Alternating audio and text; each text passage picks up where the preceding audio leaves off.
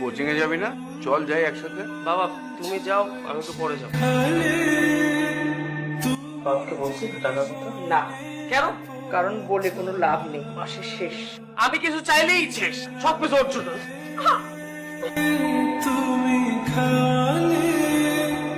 আমি একটু বাইরে যাচ্ছি, দেখি মোড়ের মুচির দোকানটা বসেছে কিনা। এখন বাইরে যাচ্ছ কেন?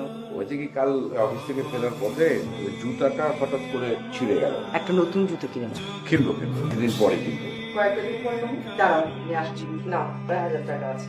সংসার খরচ থেকে অনেকদিন ধরে বাঁচিয়েছি, আজই একটা জুতো কিনে নাও। ও টাকা ঠিকই আছে না, আর আমাকে দেবার বেলা টাকা নাই। তোর টাকা লাগবে, এই টাকাটা তুমি জোজোকে দিয়ে দাও। আমি সামনের মাসে বেতন পেলেই একজনের জুতা কিনে ফেলবো। আর কত স্যার, এই জুতোর মেয়া তো আরো 3 বছর আগে শেষ হয়ে গেছে স্যার। আর কত স্যার, এবার একটা নতুন জুতা কেনেন স্যার। কিনবো।